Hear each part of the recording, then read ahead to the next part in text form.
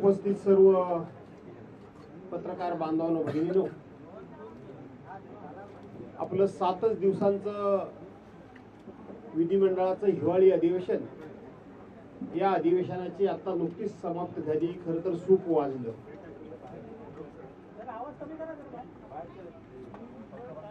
आणि यानंतर नेहमीच्या प्रथेप्रमाणे आम्ही प्रेसला म्हणजे आपल्या सर्वांच्या समोर आलेलो आहोत. आपल्या सर्वांच्या माध्यमातून या महाराष्ट्राच्या विधिमंडळाच्या अधिवेशनाच्या माध्यमातून संपूर्ण महाराष्ट्राच्या आणि खास करून विदर्भाकरता आणि विदर्भाला न्याय देण्याकरता आणि विदर्भाच्या शेतकऱ्यांचा, कामगारांचा आवाज किंवा त्यांची दुःख याच्यावर फुंकर घालण्याकरता म्हणून खरं हे अधिवेशन होत असतं. त्या अधिवेशनातून नक्की विदर्भीय जनतेला काय मिळालं ते आम्ही आमच्या नजरेतून तुम्हा सर्वांना सांगणार आहोत. आणि म्हणून त्या प्रेसला या ठिकाणी उपस्थित असलेले काँग्रेस पक्षाचे ज्येष्ठ नेते, माजी मंत्री, माजी विरोधी पक्षनेते सन्मान्य विजयराव वडेट्टीवार, आमच्या सर्वांचे ज्येष्ठ नेते माजी मंत्री सन्मान्य जयंतराव पाटील, माझे सहकारी मित्र आणि आमचे पक्षप्रतोद सुनीलजी प्रभू, उपस्थित सर्व सहकारी आमदार आणि मित्रांनो, खरं तर हे अधिवेशन 3 आठवडे चालावं अशी आमची मागणी होती. परंतु सरकारनं ते 2 आठवडे सुद्धा चालवलं नाही. फक्त आणि फक्त 7च दिवस हे अधिवेशन सरकारनं चालवलं. आणि ज्या वेळेला नेहमीच्या प्रथेप्रमाणे चहापानाला अधिवेशनाच्या पूर्वसंध्येला बोलवलं जातं, त्यावेळेला आम्ही आमची भूमिका मांडली होती. आम्ही आमचं मत मांडलं होतं की हे सरकार हे जे अधिवेशन घेतंय ते अधिवेशन कोणालाही न्याय देण्याकरता नाही, ना विदर्भातल्या जनतेला, ना मराठवाड्यातल्या जनतेला, ना उर्वरित कोकणातल्या जनते, आपल्या उर्वरित महाराष्ट्रातल्या जनतेला. तर हे सरकार लवकरच महानगरपालिका, नगरपालिका म्हणा, जिल्हा परिषद आणि पंचायत समिती या निवडणुका होणार आहेत. आणि ते लाईट बंद करा रे बाबांनो. आणि निवडणुका होणार आहेत. आणि त्या निवडणुकांना सरकारी तिजोरीतून पैसे वाटता आले पाहिजेत. सरकारी तिजोरीतून लोकांना पैसे वाटून त्यांची मतं घेता आली पाहिजेत. आणि ते करायचं असेल तर पुरवणी मागण्या मान्य केल्याशिवाय ते पैसे आपल्याला उधळता येणार नाहीत, लोकांना वाटता येणार नाहीत. आणि म्हणून हे जनतेला न्याय देण्याकरता अधिवेशन नव्हतं, तर सरकारी तिजोरीवर डल्ला मारण्याकरता म्हणून हे अधिवेशन होतं. आणि त्याप्रमाणे सत्ताधारी पक्षानं 75,000 आणि 286 कोटीच्या पुरवणी मागण्या मांडल्या आणि त्या 2च दिवसात मान्य करून घेतल्या. आणि त्या मान्य झाल्यानंतर सरकारी पक्षाचा या अधिवेशनाकडे बघण्याचा आणि या अधिवेशनामध्ये सहभाग घेण्याचा पूर्णपणे नूरच बदलून गेला. आपण बघितलं असाल की मंत्री सभागृहामध्ये बसत नव्हते. एखादा मंत्री बसला तर बसला, नाही तर तोही बसायला तयार नाही. ज्या विभागाची चर्चा असेल त्या विभागाचा मंत्री सभागृहामध्ये बसतच नव्हता. इतकं त्यांचा हेतू साध्य झाल्यानंतर या अधिवेशनाकडे बघण्याचा त्यांचा दृष्टिकोन होता. अधिवेशन किती झालं त्याची आकडेवारी माननीय अध्यक्ष महोदयांनी दिली.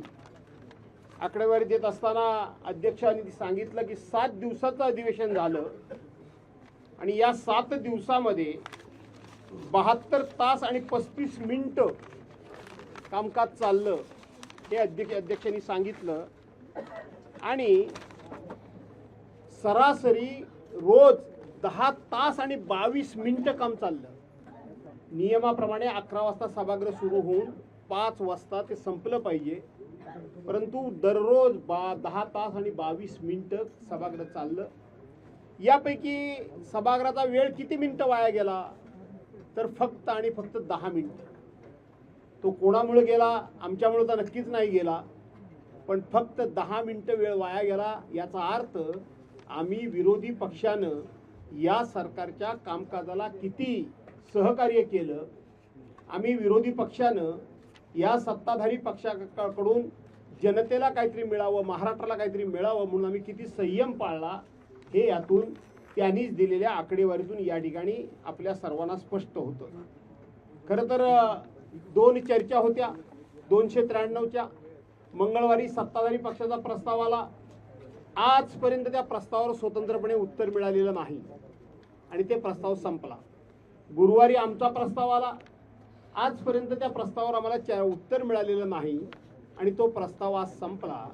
माननीय मुख्यमंत्री महोदयांनी उत्तर जे दिलं ते उत्तर आमचा जो 292चा अंतिम आठवडा विरोधी पक्षाचा प्रस्ताव आहे त्या प्रस्तावाला उत्तर दिलं. याचा अर्थ इतके तास कामकाज चालून सुद्धा मुख्य कामकाजाला काहीही या अधिवेशनामध्ये महत्त्व दिलं गेलं नाही. इतकं हे सरकार संख्येनं भरपूर असल्यामुळं बेजबाबदारपणे त्या ठिकाणी वागलं हे आम्हाला तुमच्या सर्वांच्या निदर्शनात आणून द्यायचं आहे. विदर्भाच्या जनतेच्या पदरामध्ये काही पडणार नाही आम्ही तेव्हाच सांगितलं होतं आणि त्याचे 2-4 पुरावे फक्त मी आपल्या सर्वांच्या समोर ठेवतो. यानंतर माझे सहकारी या ठिकाणी बोलणारच आहेत. माझ्या हातामध्ये सरकारच्या कडून जाहीर केलेली निवेदनं, सरकारनं घेतलेली निर्णय हे जवळजवळ 15 ते 20 निवेदनं माझ्या हातामध्ये आहेत. ही 15 ते 20 निवेदनं जी आहेत यातलं एकही निवेदन विदर्भाच्या जनतेकरता घेतलेल्या निर्णयाचं नाही. ही सगळी निवेदनं जी आहेत हे सगळे जे सरकारने निर्णय घोषित केलेले आहेत, जो काय निर्णय घेतला असेल ते सगळे महानगरपालिका डोळ्यासमोर ठेवून महानगरपालिकेशी संबंधित अशा प्रकारच्या सरकारने घोषणा केल्या आहेत. विशेष करून मुंबई महानगरपालिका आणि ह्या मुंबई महानगरपालिकेशी संबंधित अनेक प्रकारचे निर्णय सरकारने घेतलेले आहेत. त्याची निवेदनं पाहिजे तर मी आपल्याला देतो. डिटेल्समध्ये वाचायला पाहिजे असेल ते सुद्धा वाचतो. नव्या मुंबई महानगरपालिकेचा विषय आहे, ठाणे महानगरपालिकेचे विषय आहेत, पुणे चिंचवड महानगरपालिकेचे विषय आहेत, ते नागपूरचे सुद्धा विषय आहेत. पण सगळ्यात जास्त हे मुंबई महानगरपालिकेचेच विषय या ठिकाणी माझ्या हातामध्ये आहेत. अनेक निर्णय झालेले. याचा अर्थ आम्ही चहापानाला का गेलो नाही, आम्हाला सरकारचा हेतू हा प्रामाणिक नाही याची पूर्ण कल्पना होती. सरकार विदर्भातल्या जनतेला कोणताही न्याय देणार नाही याची आम्हाला कल्पना होती. सरकारला फक्त आणि फक्त पुरवण्या मागण्या मंजूर करून घेऊन ती रेवडी वाटून त्या ठिकाणी त्यांना निवडणुका जिंकायच्या होत्या. आणि ह्या आमचा आरोप त्यावेळेला आपल्याला थोडासा कटू वाटला असेल, पण ज्या वेळेला सरकारने घेतलेले निर्णय आता आपल्या सर्वांच्या समोर आले त्यावेळेला आपल्या सर्वांना कळेल की आमचं म्हणणं हे खरं होतं. आज माननीय मुख्यमंत्री महोदयांनी भाषण केलं, उत्तर दिलं. संपूर्ण सभागृहामध्ये एका तरी मंत्र्यानं कुठल्या तरी त्याच्याशी संबंधित असलेल्या विषयासंदर्भामध्ये भाष्य केलं का, उत्तरं दिली का, एखाद्या प्रस्तावावर चर्चा केली का, हा सुद्धा संशोधनाचा भाग आहे. आणि माननीय मुख्यमंत्री महोदयांनी जे भाषण केलं, आपण जरा लायब्ररीमध्ये जा, आपण पत्रकार आहात, आपल्याकडे सगळी ती माहिती असेल. ज्या वेळेला मुंबईला अर्थसंकल्पीय अधिवेशन झालं त्या अर्थसंकल्पातले विषय आणि आज मांडलेले विषय याच्यात काय फरक आहे मला तुम्ही सांगा. सोलर लाईटच्या संदर्भामध्ये त्यांनी सांगितलं की 2030 पर्यंत कसा आपला महाराष्ट्र समृद्ध होणार आहे, 2-2% बिलामध्ये कशी त्या ठिकाणी कमी होणार आहे. त्यांनी अख्ख्या राज्यातले अख्ख्या महाराष्ट्रातले त्या ठिकाणी रस्त्यांचा विषय सांगितला. आमच्या कोकणाचा विषय त्यांनी सांगितला नाही, तो भाग वेगळा. परंतु जे मुंबईमधलं भाषण होतं तेच भाषण या ठिकाणी कॉपी पेस्ट केलेलं भाषण त्यांनी या ठिकाणी केलं असं म्हटलं तर वावगं ठरणार नाही. ना विदर्भाकरता कोणत्याही प्रकारचा त्यांनी या ठिकाणी विषय मांडलेला नाही. जो अवकाळी पाऊस पडला, अतिशय पाऊस पडला, अतिवृष्टी झाली म्हणून मराठवाडा आणि विदर्भ आणि अर्धा संपूर्ण महाराष्ट्र हा ओला दुष्काळ जाहीर करा, ओला दुष्काळ जाहीर करा, हा दुष्काळ जाहीर करा म्हणून सांगितलं. सरकारनं त्याच्याबद्दल भाष्य सुद्धा केलं नाही. माननीय मुख्यमंत्री महोदयांचं भाषण काढून बघा, त्यांनी हे सांगितलं की 1 जुलैपर्यंत आम्ही कशा पद्धतीनं शेतकऱ्यांची कर्जमाफी करणार, ते जे काही निकष असेल, आमचं धोरण असेल ते आम्ही 1 जुलैला सांगू. काल परवापर्यंत आपण सगळे म्हणत होतो की 30 जूनला ते कर्जमाफी करणार आहेत. आज मुख्यमंत्र्यांचा शब्दशः मी लिहून आणलंय की आम्ही त्या संदर्भामध्ये काय आमची भूमिका असेल, काय आमचं धोरण असेल, काय आमची त्यावेळेची आम्ही करणार आहोत ते आम्ही 1 जुलैला जाहीर करू. याचा अर्थ इथं कर्जमाफीचा पत्ता नाही. लाडक्या बहिणींना 2100 रुपये मिळण्याचं नाव सुद्धा त्या ठिकाणी घेतलं नाही. मुख्यमंत्री कुठली ती परीक्षा वगैरे सकाळी विषय गाजवत होता तो मुख्यमंत्री प्रशिक्षण हा त्याला कुठेही टच केलं गेलं नाही. त्याचबरोबर असे अनेक मुद्दे आहेत की ज्याला अजिबात टच केलं गेलं नाही. आणि म्हणून या ठिकाणी आजचं अधिवेशन हे पूर्णपणे वैदर्भीय जनतेला फसवणं, वैदर्भीय जनतेच्या भावनांशी खेळणं, वैदर्भीय जनतेचा कोणत्याही प्रकारचा आता हा सगळा वैदर्भीय जनता ही आता आमच्याच मागे आहे त्यामुळं त्यांना गृहीत धरणं अशा अर्थानंच हे अधिवेशन या ठिकाणी गेलं. विरोधी पक्ष म्हणून आम्ही सर्व अर्थानं सहकार्य केलं, परंतु त्या सहकार्याच्या माध्यमातून काही पदरात पडलं हे जर विचार केला तर काहीही पदरात पडलं नाही एवढंच मी सांगेन. यानंतर विजयराव बोलतील, त्यानंतर तुम्हाला काही प्रश्न विचारले विचारा. हिवाळी अधिवेशनाचं 7 दिवसानंतरचं आजचं समाप्त झालं आणि मुख्यमंत्र्यांनी अंतिम आठवडा प्रस्तावावर केलेलं भाषण माननीय भास्कर जाधव साहेब यांनी त्यावर विस्तृत असं विवेचन केलेलं आहे. मुळात विदर्भासाठी हे अधिवेशन असताना विदर्भातील कुठले प्रश्न सुटले हा खरा प्रश्न होतो. आम्हाला फार अपेक्षा होते की विदर्भातील या प्रश्नाला आम्ही जे मांडले त्या प्रश्नाला न्याय मिळेल. विदर्भ हा विपुल आहे, म्हणजे संपूर्ण साधन सामुग्रीनी संपन्न असलेला हा विदर्भ आहे. इथे लोहखनिज आहे, इथे आपल्याकडे डोलामाइन, इथे लाईमस्टोन आहे, विपुल वनसंपत्ती आहे. आणि आम्ही काल विचारलो होतो की तुम्ही माननीय मुख्यमंत्र्यांना की हे सरकार स्थापन झाल्यापासून 2014 पासून 2025 पर्यंत सुरुवात केली आणि त्या धरणाचा एंड केला असं एक तरी धरण त्याचं नाव आपण सांगावं. आकडेवारी मोठी सांगितली. मला वाटतं की संपूर्ण मुख्यमंत्री मोदयांचं भाषण आणि त्याची जर गोळाबेरीज केली तर भारताचा बजेट होईल अशा प्रकारची ती आकडेवारी होती. जर भारताचं बजेट कमी पडेल की काय असं आपण जर सगळ्यांनी ऐकलं असेल तर त्यातून ते होईल. काय आमच्या मागण्या होत्या त्याला घोटाळ्यांच्या अक्षता घातल्या.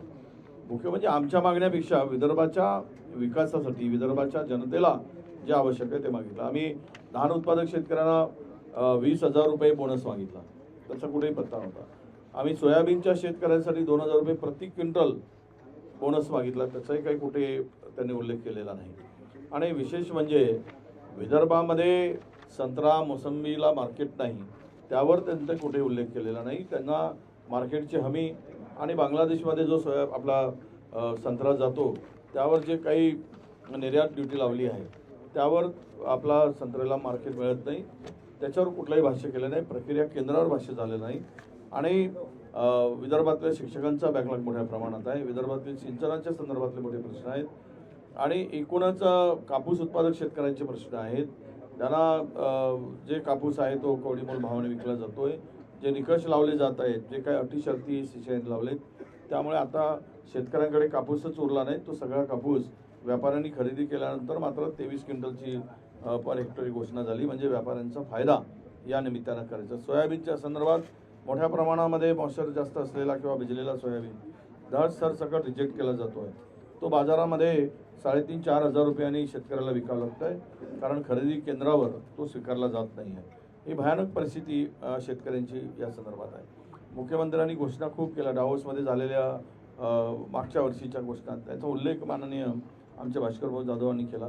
तुम्ही जर पाहिलं तर मागचं भाषण आणि आत्ताच्या याच्यामध्ये काही फरक नाही, फक्त शब्दांचा खेळ केलेला आहे. आणि हे 7 दिवसाचं अधिवेशन म्हणजे वांजोरटं अधिवेशन याचा उल्लेख करावा लागेल. वांजोरटं, ज्याला काही निष्पत्ती नाही, काही निष्पत्ती नाही आणि नाही कुठला ठोस निर्णय, ह्या अधिवेशनाची फलश्रुती आत्ता आम्हाला दिसते आहे. मला त्याचा विस्तृतपणे माननीय भास्कर जाधव साहेबांनी उल्लेख केला. एक विशेष सांगतो आपल्याला की शिक्षक भरतीच्या संदर्भात शाळा बंद पडल्यात विदर्भाच्या, आणि इथे झालेला ID शालांत घोटाळा त्यावर काही होईल असं वाटत होतं. काल परवा आपण पाहिलं की 2 अधिकाऱ्यांना पुन्हा अटक झाली. हा प्रचंड मोठा घोटाळा आहे, याची संत गतीनं चौकशी सुरू आहे. आम्ही अंतिम आठवड्यावर जे प्रश्न उपस्थित केले त्या एकाही प्रश्नाला उत्तर दिलं नाही. महिला आणि मुलीवरील अत्याचारामध्ये आकडे सांगितले नाही. ते आम्ही किती महिला शोधतो आहोत एवढंच सांगितलं. आज गुन्हेगारांचा आलेख वाढलाय, त्यांनी ते मान्यच केलं की आणि ड्रग्समध्ये आम्ही फक्त ड्रग्स शोधतो आहोत. आम्ही सक्षम यंत्रणा उभी केली आणि त्यामुळं हे पकडले जात आहे. हे पकडले गेले एवढे आहेत, पण हा ड्रग्सच्या विळख्यात महाराष्ट्र सापडला आहे. त्यावर कुठली ठोस अशी उपाययोजना नाही. येतो कुठून ड्रग्स एवढ्या मोठ्या प्रमाणात आणि याचे लिंक कुठपर्यंत आहे, मुख्य आरोपी यामध्ये जे आहेत ते का पकडले जात नाही आणि पूर्ण पिढी उद्ध्वस्त होत आहे. युवा पिढी विदर्भामध्ये फार मोठा विळखा या ड्रग्स आणि अंमली पदार्थांचा विदर्भाला आलेला आहे. त्यामुळे हे एक अधिवेशन असं होतं की निवडणुकीचा जुमला असंच या अधिवेशनाचा आपल्याला नामकरण करता येईल. आणि दुसरं म्हणजे हे अधिवेशन लक्षवेधी अधिवेशन होतं. फक्त लक्षवेधी घ्यायचे आणि त्यातील लक्षवेधी महाराष्ट्रातील विचार करता मुंबईच्या अधिक आणि विदर्भाच्या कमी. अधिकाधिक प्रश्नावर मुंबईचेच लक्षवेधी होत्या आणि त्याला अमर्याद सारा वेळ या लक्षवेधीवर गेला. धोरणावर चर्चा करण्यासाठी अजिबात नव्हता. कुपोषणाचा प्रचंड मोठा वाढला. 46,000 लहान नवजात बालकांचा मृत्यू झाला, त्यावर काही उपाययोजना नाही. अनेक ठिकाणी गैरप्रकार भ्रष्टाचार मोठ्या प्रमाणात वाढलेला आहे. आम्ही काही उदाहरणं दिलीत कसे कसे भ्रष्टाचार झालेला आहे, त्याच्यावर काही त्याला उत्तर नाही. आणि एकूणच हे अधिवेशन गुंडाळण्यासाठी घाई गडबड केली आणि थातुरमातुर उत्तर देऊन विदर्भीय जनतेच्या तोंडाला पानं पुसण्याचं काम केलं.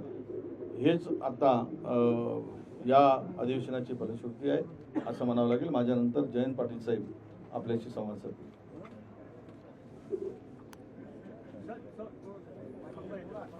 तुम्ही इकडे या, तुम्ही असं करा, मी बाजूला एका कॅमेऱ्याचा प्रश्न आहे.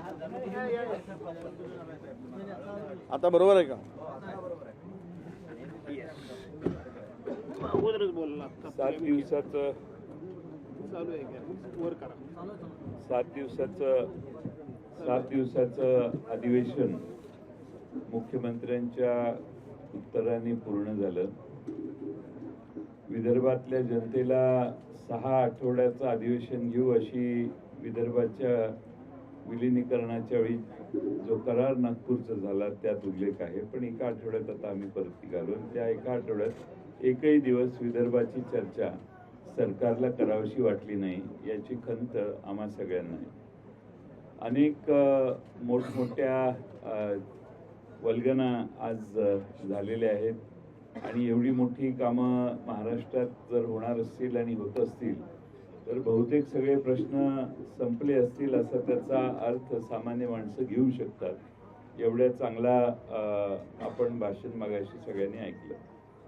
पण मी MIDC कडून माहिती मागितली की मागच्या काही वर्षात तुमच्याकडे किती गुंतवणुकी झाल्या आणि 190 जे करार झाले त्याच्यात 22 सालापासून ते 20,62,000 कोटीचे करार जे झाले त्याची माहिती मागवली. मी ती माहिती देताना खात्याने MIDCने असं उत्तर दिलं. माझा प्रश्न असा होता की किती गुंतवणुकीचे करार झाले, किती उद्योगधंदे उभारण्यात आले आणि किती रोजगार उपलब्ध झाला. उत्तर असं आहे 22-23 पासून आजपर्यंत उद्योग विभागामार्फत 20,62,000 कोटीच्या गुंतवणुकीचे 190 सामंजस्य करार झाले. या माध्यमातून 13,24,000 इतका रोजगार निर्माण होणे अपेक्षित आहे. म्हणजे हे कराराच्या वेळीच ठरलेले आकडे पुन्हा त्यांनी दिले. त्यालाही माझी तक्रार नाही. पण माझ्याकडे प्रत्येक इंडिव्हिज्युअल प्रोजेक्टचं काय झालं याचं हे आहे आणि बहुतेक सगळीकडे जागा वाटप, जमीन वाटप, जागेचा सर्च चालू आहे.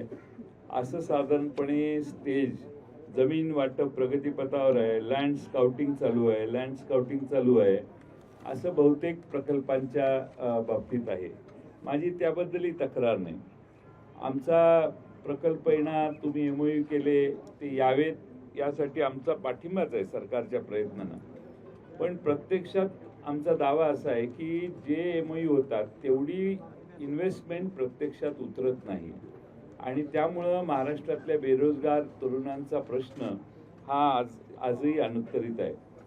सगळ्यात महत्त्वाचं म्हणजे काही आरोप या मधल्या काळात आम्ही केले. कालही रात्री मी काही भाषण करून सांगितलं. त्यात जव्हार तालुक्यामध्ये जवळपास 111 कोटी रुपयाची बिलं ही खोटी बिलं देऊन काढायचा प्रयत्न स्टेट बँक ऑफ इंडियाच्या अधिकाऱ्याने थांबवला. त्याची चौकशी चालू आहे. पण आमची माहिती आहे की जवळपास 1200 कोटी रुपये एकंदर याच्यात काढण्याचा प्रयत्न आणि काम काही लोक करतायत. सरकारने त्याच्या विरोधी SITची समिती स्थापून आशांची पाळंमुळं खणून काढावीत अशी आमची अपेक्षा होती, पण ते काही झालं नाही. आताही स्थगन सूचना आली होती, त्याच्या आधी त्यांनी उत्तर दिलं. ड्रग्जचं प्रमाण बेसुमार वाढलेलं आहे आणि सातारा जिल्ह्यात काल एक रेड पडली. परत वर्ध्यामध्ये 192 कोटीचे MDचं प्रकरण आहे. कारंजात देखील MDचा महाकारखाना आहे अशी माहिती आहे. या सगळ्या गोष्टी आम्ही सभागृहात मांडल्या. मुख्यमंत्र्यांनी सांगितलं की या जास्त आता पुढे यायला लागलेल्या आहेत आणि कारण आमचे प्रयत्न पकडण्याचे जास्त आहेत. पण याची व्याप्ती एवढी प्रचंड आहे महाराष्ट्रात की महाराष्ट्रातल्या तरुणाईला ड्रग्जने आता विळखा घातलेला आहे. आणि हाच सगळ्यात मोठा आज आपल्या महाराष्ट्रातल्या समाजासमोर प्रश्न आहे. आणि त्यासाठी सरकार हे सगळे जसे गुन्हे हँडल होतात तसेच हे गुन्हे हँडल होतात. आणि सर्रास गावागावात खेड्याखेड्यात दुय्यम तिय्यम लोकसंख्येच्या म्हणजे लहान संख्येच्या शहरात देखील आता ड्रग्जचा सुळसुळाट आहे. सरकारने त्यावेळी आमची अपेक्षा होती की सरकारने सांगायला पाहिजे की काय ठोस उपाययोजना सरकार करणार. काल परवा आम्ही अनेक गोष्टी सरकारच्याकडून अपेक्षा केली, पण त्या अपेक्षा काही आमच्या पूर्ण झाल्या नाहीत. आणि अशा अनेक गोष्टी आहेत की ज्याविषयी आम्ही मागणी केली. आम्ही जेव्हा काही मागणी करतो, काही आरोप करतो, त्यावेळी ते विषय बाजूला सोडून दुसरेच विषय हे मांडले जातात आणि मूळ आमचे जे मुद्दे आहेत ते मात्र त्याच्याकडं सरकारचं पूर्णपणाने दुर्लक्ष होतं. आर्थिक परिस्थितीविषयी काही आकडेवारी मी काल जाहीर केली, परंतु त्याच्याविषयी तपशीलवार उल्लेख नाही. फक्त 25% आम्ही पोचलेलो नाही. हे जरी असलं तरी व्याजाचा आकडा दरवर्षी आता 64,000 कोटी रुपयाच्या वर गेलेला आहे. हे आपल्याला विसरता येणार नाही. किंवा आमचे राम खाडे म्हणून एक माहितीचे आधार माहितीशास्त्र माहिती घेऊन अनेक जमिनीची प्रकरणं त्यांनी बाहेर काढली. त्यांच्यावर अटॅक झाला. पुणे गुंडांचं माहेरघर झालंय. अनेक टोळ्या कार्यरत आहेत, त्याच्यावरही भाषण सायलेंट होतं.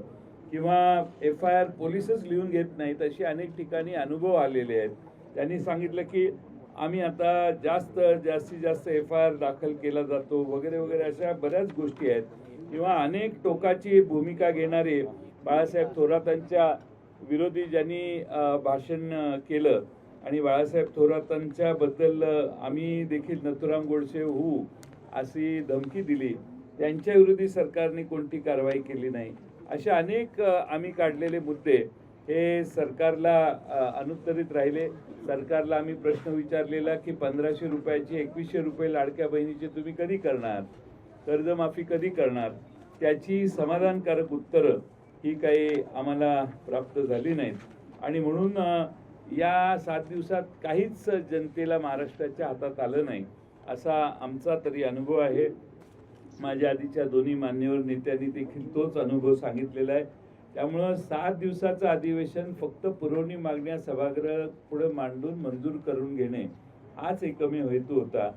विदर्भाचे प्रश्न सोडवावेत, विदर्भातल्या संत्र्याचा कापसाचा शेतकऱ्याच्या मागे उभा राहावं आणि अलीकडे आलेले जे अतिवृष्टी झाली त्यात मराठवाड्यात जे नुकसान झालं त्या सर्वांची उत्तरं या सभागृहात या अधिवेशनात मिळाली नाहीत, याची आम्हा सगळ्यांना खंत आहे. दोन्ही सभागृहामध्ये विरोधी पक्षनेता नसताना हे अधिवेशन परिषदचा होऊन जाईल. परिषदचा एक सन्माननीय सर्वच मान्यवर,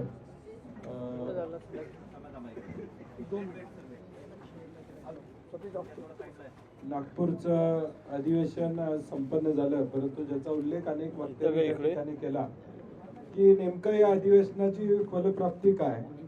तर या विदर्भासाठी सोयाबीन काढणारा शेतकरी असेल, कापूस उत्पन्न करणारा शेतकरी असेल, हायकोर्टानं CCI ला झापलं की खरेदी केंद्र वाढला तरी सरकारनं वाढवली नाही. 10 क्विंटल ऐवजी 30 क्विंटल हेक्टरी खरेदी करा ही आमची मागणी असताना त्याचा कुठे विचार त्या ठिकाणी झाला नाही. पुरवण्या मागण्यांच्या माध्यमातून फक्त घोषणा या सरकारनं गेल्या 7 दिवसामध्ये प्रामुख्याने केल्या. अतिवृष्टीच्या संदर्भात आकडेवारी 31,000 कोटीतल्या पॅकेज मधले नेमके पैसे किती मिळाले हे सरकार सांगू शकत नाही. एकूणच 7 दिवसामध्ये घोषणांचा मात्र प्रचंड पाऊस पडलेला आहे. पैसे नाहीत खिशात, घोषणा मात्र अपार, अशी अवस्था या सरकारची त्या ठिकाणी झालेली आहे. म्हणजे आज घोषणांच्या बद्दल बोलायचं झालं तर इंस्टाग्रामवर 12 सेकंडचा रील असतो, एक रील पुढे गेला की दुसरा येतो, पहिला बघितलेला 25व्या रीलला विसरतो. तसं या सरकारचं काम आहे.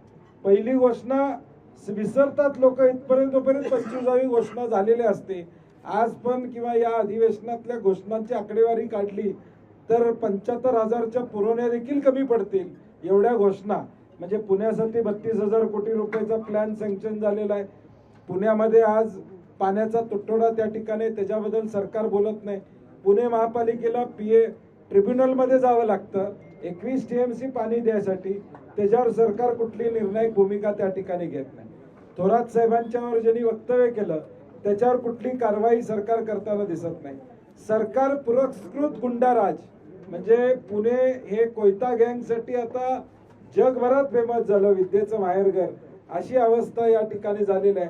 आणि या सगळ्या अधिवेशनाच्या 7 दिवसाच्या काळामध्ये टोटल फेल्युअर ऑफ गव्हर्नन्स, म्हणजे पुरवण्यामध्ये तर जयंत पाटील साहेबांनी सांगितलं असेल आर्थिक आकडेवारी, फेल्युअर ऑफ गव्हर्नन्स हे एवढंच 2 शब्द या सरकारला लागू होतात.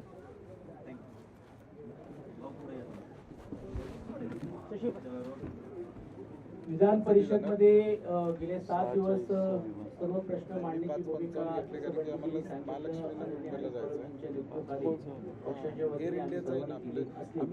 अंतिम आठवड्याला जे मुद्दे मांडण्याचं काम आम्ही केलं. जर तुम्ही बघितलं असेल की अंतिम आठवड्यामध्ये उपमुख्यमंत्र्यांचं भाषण हा निव्वळ राजकीय भाषण होता. पहिली तर ती आमच्या नेत्यांवर टीका करतायत किंवा ते आले नाही, चर्चा झाली नाही, परंतु 80% भाषण हे फक्त त्याच विषयावरती होतं याची चर्चा विधान परिषद मध्ये झाली. शेतकऱ्यांचा प्रश्न असो, कष्टकरी कामगारांचा प्रश्न असो, आम्हाला अपेक्षा होती की काहीतरी घोषणा होऊन काही नवीन पॅकेज या अधिवेशनाच्या माध्यमातून विदर्भासाठी असेल आणि सर्वसामान्य शेतकऱ्यांना या निमित्ताने लागू होईल, पण तशातलं काही झालं नाही. कायदा सुव्यवस्थेच्या बद्दल मुलं आणि मुली हे बेपत्ता होण्याचं प्रमाण एवढं वाढलेलं आहे, त्याच्याबद्दलचं पण कुठेही सुसंवाद केलं गेलं नाही. भ्रष्टाचाराचे मुद्दे आम्ही मांडण्याचं काम केलं. त्यामध्ये काय RTO चे भ्रष्टाचार आम्ही सांगितले, पंढरपूर मोहोळ याच्यातला भ्रष्टाचार काढण्याचं काम केलं, तेही कुठेतरी सुसंवाद केलं नाही. निवळ फक्त निवेदन आणि मुंबईच्या महानगरपालिका आणि आगामी काळाच्या महानगरपालिका डोळ्यासमोर ठेवून फक्त घोषणा करण्याचं काम केलेलं. माणसाचा चेहरा तर बदलता येत नाही, मग काय करायचं, इकडचं भांग तिकडे करायचं, अशीच परिस्थिती या सरकारची आपल्याला पाहायला मिळाली. जुनेच निर्णय नवीन होऊन फक्त अजून हा TDR दिलं, हा केलं, एअर फनलचं केलं, असे वेगवेगळे मुद्दे मांडून निवळ महानगरपालिकेच्या निवडणुकीला सामोरे जाण्यासाठीच ह्या घोषणाचा पाऊस आज राज्याचे उपमुख्यमंत्री आणि मुख्यमंत्र्यांनी केला. आणि तुम्ही बघितलं असेल की सरकार किती गतिमान आहे हे काल विधान परिषदेमध्ये लक्षात आलं की एकच निवेदन राज्याचे मुख्यमंत्री पण करतात आणि उपमुख्यमंत्री पण करतात. आणि मुख्यमंत्र्यांच्या अगोदर उपमुख्यमंत्री निवेदन केलं, तेच मुख्यमंत्र्यांनी येऊन करावं लागलं. म्हणजे याची स्पर्धा आपसामध्ये कशी चाललेली हे सर्व आपल्याला लक्षात आलेले. शेवटी इलाका भी हमारा, धमाका भी हमारा, असं उपमुख्यमंत्र्यांनी आपल्या स्टाईलने बोलण्याचं काम केलं. त्यावेळी आम्ही त्यांना एवढंच सांगितलं की हे जसं तुम्ही इकडे बोलतायत, हे इलाका भी हमारा, धमाका भी हमारा, अशीच भूमिका तुमची ठाण्यामध्ये आहेत की नाही, कल्याणमध्ये आहेत की नाही, डोंबिवलीमध्ये आहेत की नाही, आणि पुणे शहरामध्ये आहे की नाही. म्हणजे याचा अर्थच असा आहे की संपूर्ण राजकीय भाषण आणि निव्वळ फक्त महानगरपालिकेला सामोरे जाण्यासाठी त्यांनी ते काम केलं. सर्वसामान्य जनतेला या अधिवेशनाच्या माध्यमातून किंवा आम्ही मांडलेले जे वेगवेगळे मुद्दे होते ते मुद्दे मांडत असताना त्याला कुठल्याही प्रकारचा न्याय देण्याची भूमिका या सरकारने घेतलं नाही, याचा आम्ही निषेध देखील केला आणि खेद देखील व्यक्त केला.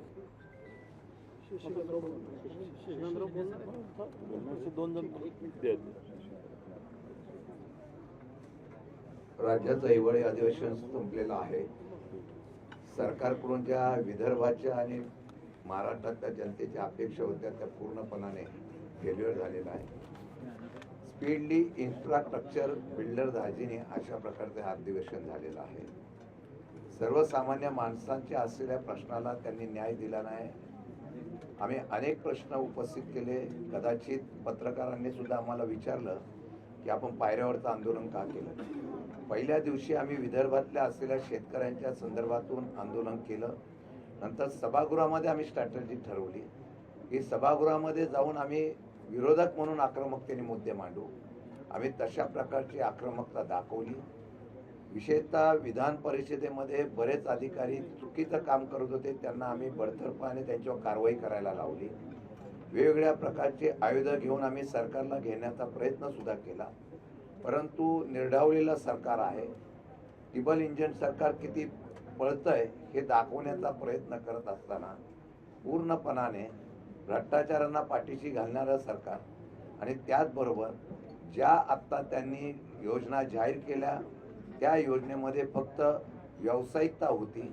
कुठेही पैशाचा निधीची असलेली तुटवडा लक्षात घेता सरकारने फक्त ज्या असलेल्या योजनेच्या माध्यमातून आम्ही काय देणार एवढंच सांगितलेलं आहे. त्यामुळे मला वाटतं की आत्ताच्या ह्या अधिवेशनामध्ये फार काही या महाराष्ट्रातल्या जनतेला मिळालं असं द्योतक नाही. मी आपल्याला एवढंच सांगू इच्छितो की आत्ताच्या या अधिवेशनामध्ये फक्त आणि फक्त कोट्या करण्याच्या बाबतीमधली भाषणं ऐकली आम्ही. खरं म्हटलं तर राजकारणामध्ये या असलेल्या अधिवेशनामध्ये जनतेच्या उत्तराची अपेक्षा असते. दुर्दैवाने त्या अपेक्षा नव्हत्या. फक्त राजकीय कुरघोडीच्या फक्त आरोप प्रत्यारोप झाले. त्याचा उल्लेख सचिन भाऊंनी केला. विधिमंडळाच्या अधिवेशनामध्ये अंतिम आठवडा प्रस्तावावर फार मोठ्या प्रमाणात आम्ही महत्त्वाचे विषय घेतले होते. भ्रष्टाचार होता, कायदा सुव्यवस्था होता. अशा प्रकारचा निर्णय घेत असताना सुद्धा मुख्यमंत्री आणि बाकीचे सगळे सांगत असतील की गेलेली बेपत्ता झालेली मुलं ही 90% परत आलेली आहेत. तर मला वाटतं की आता या संदर्भामध्ये बोलणं न उचित आहे. कायदा सुव्यवस्थेची धज्जे उडवलेले आहे. सरकारची पाठबळ असल्याशिवाय हे होत नाही. आम्ही पुराव्यासकट काही अधिकाऱ्यांचं सांगितल्यानंतर सुद्धा त्याच्यावर एकही वाक्य बोललं गेलं नाही. खुनाच्या आरोपीमधले आरोपी अजून सापडले जात नाही. संतोष देशमुख हत्याकांडातला आरोपी सापडला नाही. उत्तर देताना एवढंच सांगितलं त्याचा शोध सुरू आहे. जर पोलीस यंत्रणेला 1 वर्षापासून आरोपी सापडत नसतील किंवा अशा प्रकारचे खून केलेल्या आरोपींना पोलीस डिपार्टमेंट पाठीशी घालत असेल, त्याला सरकारी आशीर्वाद असेल, ती गंभीर्याची बाब आहे.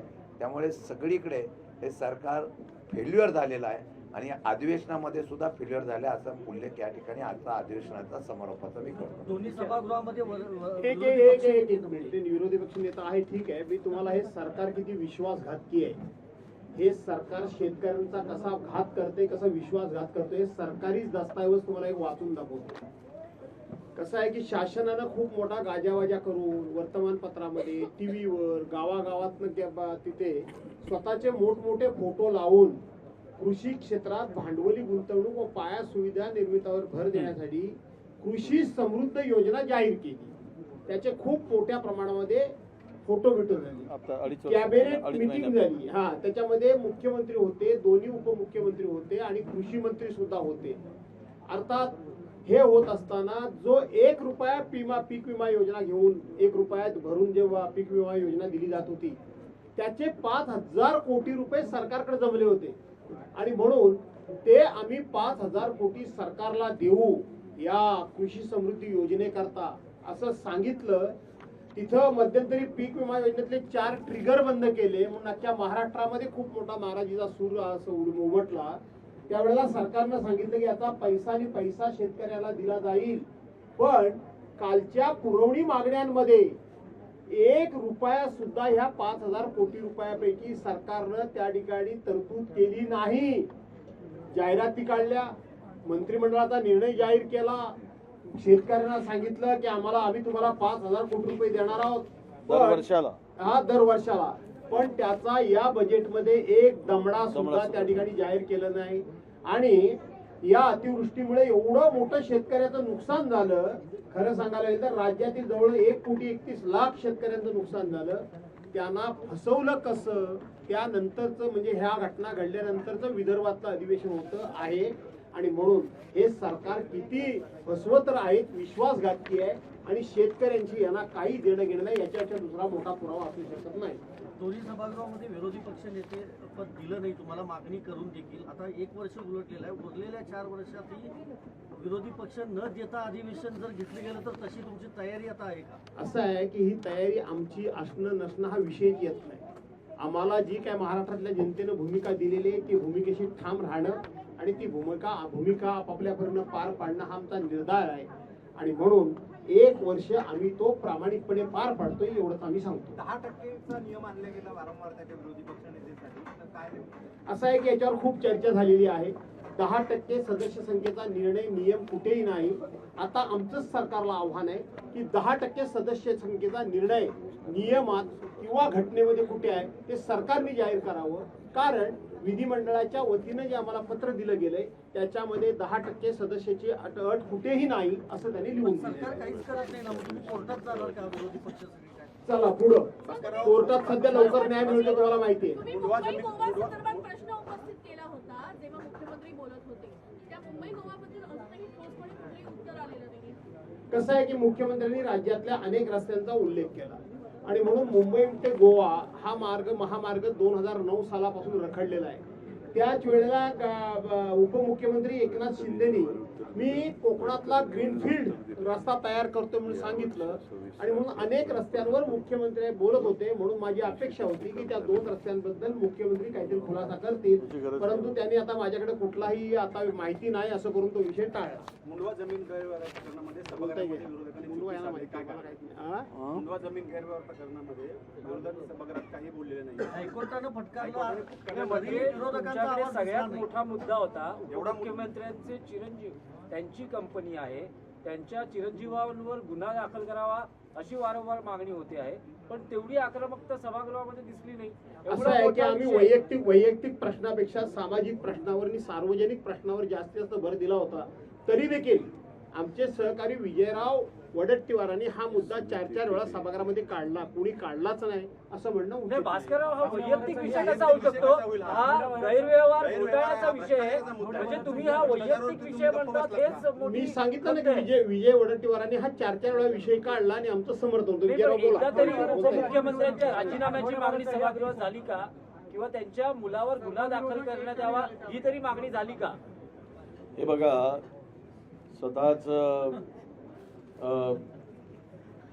काय म्हणतो त्याला, कुंपणाचं शेत खात असेल आणि ते दिसत आहे.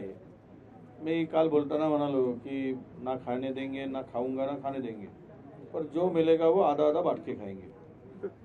हे आता कालच्या उत्तरातून काल मी मांडल्यानंतर त्याचं उत्तर काय आलं नाही. मुख्यमंत्र्यांनी सुद्धा त्याचं उत्तर दिलं नाही आणि त्याने तर एका प्रकारे तुमच्या पार्थ पवारांना क्लीन चिटच दिली मुख्यमंत्र्यांनी. म्हणजे आता असं आहे की ही एक स्पर्धा, मी आता राज्यामध्ये आम्ही एक स्पर्धा परीक्षा आयोजित करू, म्हणजे सामान्य ज्ञान स्पर्धा महाराष्ट्र लेवलची, आणि त्यांना मागावं लागेल की यामध्ये प्रश्न उपस्थित करू की मुलांना प्रश्न देऊ, अधिकाधिक खाणारा कुठे जाणार असा एक प्रश्न देणार आम्ही, आणि अधिकाधिक भ्रष्टाचार करणाऱ्याला संधी कुठे, असे प्रश्न काढून देऊ. बघा, लाज लज्जा सगळं विसरले असतील तर त्याला काही इलाज नाही. पण हा प्रश्न काही इथे संपलेला नाही. हा प्रश्न आम्ही लावूनच धरलेला आहे आणि पुढेही एक बिल तर स्पेशल महसूल विभागाने मुद्रांक शुल्काच्या आयुक्तांना असलेले अधिकार जे डेट त्याला आव्हान कोर्टात द्यायचं होतं त्या संदर्भातले पळवाट शोधले आणि मंत्र्यांच्याकडे अधिकार गेले. कालचं बिल IGJRचे ज्या निर्णयाविरुद्ध, त्यांनी दिलेल्या निर्णयाविरुद्ध थेट कोर्टामध्ये जाऊन न्याय मिळवायची अपेक्षा. पण त्यामुळं हे सगळे जे आहे कोंढवा प्रकरण मी मानला, कोंढवा प्रकरण मानलं असं नाही, विरोधक संख्येने कमी जरी असले तरी आम्ही प्रत्येक विषयाला भ्रष्टाचाराचे अनेक विषय मानले. पण आता भ्रष्टाचारांची सवय झालेल्यांना उत्तर काय मिळेल? महाराष्ट्र लुटायचं ठरवलंच आहे आणि त्याकडे लक्ष द्यायचंच नाही विरोधक बोलल्यानंतर, तर त्याला तुम्हीच आता शोधा उत्तर असं मला वाटतं. तुम्ही म्हणालात की मुख्यमंत्र्यांनी क्लीन चिट दिली, तुम्हाला संधी होती, पायऱ्यांवर आंदोलन असेल, सभागृहात आवाज असेल, सभागृहात गदारोळ करणे असेल, तुम्हाला विरोधी पक्ष म्हणून अधिकार असताना इतके सायलेंट विरोधी पक्ष या प्रकरणी कसा काय दिसला? तुम्ही सभागृहातली एकूण उपस्थिती पाहिली, 40% नव्हती. ह्या अधिवेशनात शॉर्ट अधिवेशन होतं, सगळे निवडणुकीचे.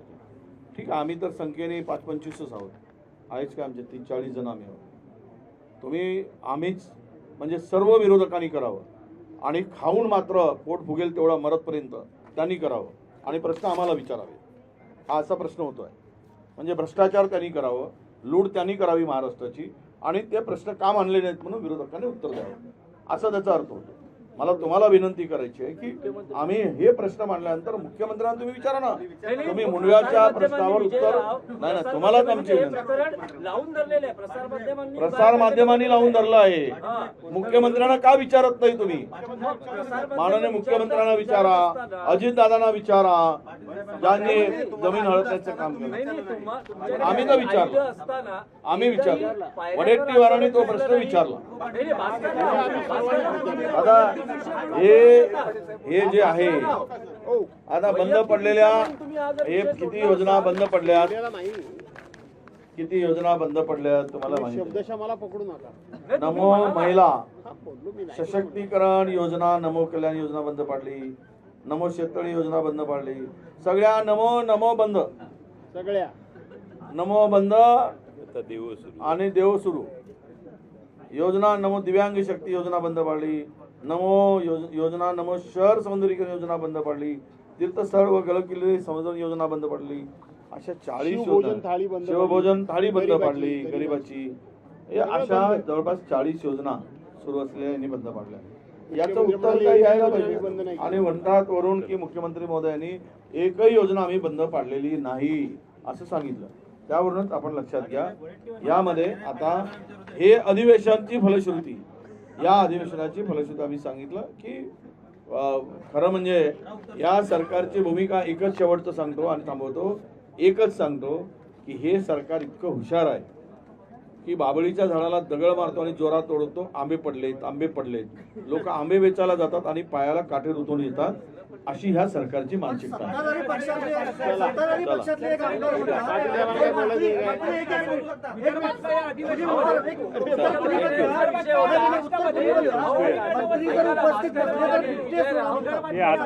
आता मुख्यमंत्र्यांची प्रेस चालू होणार आहे, तुम्ही सगळे तिकडे जावा आणि हे सगळे प्रश्न तिकडे विचारा. विदर्भातलं अधिवेशन मात्र प्रश्न हातात होते, ते बोलले ना या प्रकरणामध्ये. असं आहे की मागच्या वेळेला आम्ही सर्वांनी एकीनं जे कृषी मंत्री होते धनंजय मुंडे, त्या धनंजय मुंडेंवर हल्ला केला. त्यांचा हल्ला म्हणजे शाब्दिक हल्ला, त्यांचं सगळं हे दाखवलं, त्यांचा राजीनामा झाला. काय झालं पुढे? जयकुमार गोरेवर आम्ही एवढे सगळे अटॅक केले, पुढे काय झालं? सरकारने त्यांना क्लीन चिटच दिली. त्यानंतर कृषी मंत्री माणिकराव कोकण यांची जी काही वाक्य होती, त्याच्यानंतर काय झालं? फक्त नावाला खातं बदललं. असं जर प्रत्येकाला पाठीशी घालण्याचं कामच जर सरकार करत असेल आणि प्रत्येकाला जर क्लीन चिट देत असेल, तर विरोधकांनी करावं काय? नेमकं विरोधकांनी काय करावं? आपली अपेक्षा चुकीची नाही, पण अतिशय अल्प कालावधी करता अधिवेशन असल्यामुळं आम्ही प्रायोरिटी जी होती ती ही शेतकऱ्यांना किंवा अतिवृष्टी झालेल्या भागाला, अतिवृष्टी झालेल्या लोकांना, मग कांदा असेल, गहू असेल, तुमचे शेत असेल, आंबा असेल, मासे असतील, सोयाबीन असतील, कापूस असेल, धान असेल, ज्वारी असेल, बाजरी असेल, ऊस असतील, केळी असतील, द्राक्ष असतील, याला आम्ही प्राधान्य दिलं.